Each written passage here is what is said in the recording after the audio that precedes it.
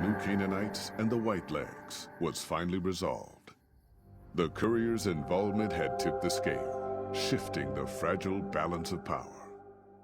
Demoralized by the dead horse and sorrow's attack the courier and Joshua Graham led against them, the Whitelegs retreated to Great Salt Lake. Their days were numbered. Word soon reached the 80s tribe that the Whitelegs' spirit was broken, their war chief a dim shadow of his former self. By year's end, the 80s would overrun the Whitelegs' camps, scattering the tribe to the winds and claiming the Great Salt Lake for its own. The Sorrows fought beside Joshua Graham and the dead horses, eradicating the threat the Whitelegs posed to Zion. Seeing the courier convince Joshua Graham to spare salt upon wounds, the Sorrows learned that retribution could be tempered by mercy. Though he despaired at the Sorrows' loss of innocence, Daniel took some small consolation in the courier's lesson and prayed it would take root. Having helped eradicate the Whitelegs from Zion, the dead horses returned to Dead Horse Point in triumph. They remained neutral toward the Sorrows, but as years went on, there were periods of competitive friction, even violence between the tribes. The New Canaanites, Daniel especially, intervened regularly as mediators, but found it difficult to reconcile the tribe's conflicts. The defeat of the Whitelegs in Zion marked a turning point in the fortunes of the Happy Trails Caravan Company. Every 2 months, the caravan met with the New Canaanites in Zion Valley to trade. Happy Trails soon returned to prosperity. The vigilance of the Sorrows and dead horses in defending southwestern Utah, initially startling to Happy Trails caravans, soon proved a blessing.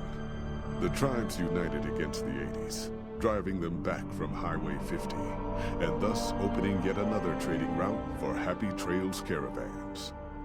Follows Chalk took the courier's words to heart and decided the big cities of the Mojave Wasteland and NCR were best left unexplored. Though he sometimes dreamed of distant lands, he continued to support his family at Dead Horse Point, and eventually, his wanderlust faded.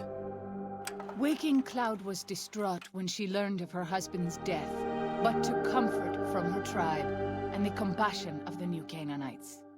She forgave Daniel for having concealed her husband's fate from her, and learned to accept his fate. When her grief faded, she took a husband from the Dead Horse tribe. At her bidding, he stayed close to home.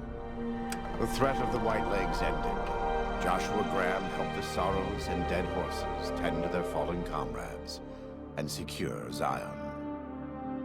The courier's words had stayed Joshua's wrath in his darkest hour, and in sparing salt upon wounds, he was changed.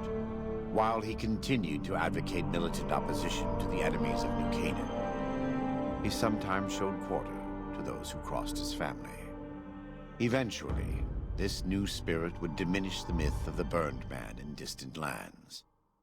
A small price for the peace it brought to Joshua Graham. For years after the defeat of the Whitelegs, Daniel did his best to minister to the Sorrows' spiritual needs. Try as he might, he could not hold back the tribe's increasing militancy and reverence of Joshua Graham. Demoralized, he returned to his family and Dead Horse Point. His failures haunted him for the rest of his days. And with that, the courier walked out of the history of the tribes of Zion and back to the gathering storm of the Mojave Wasteland.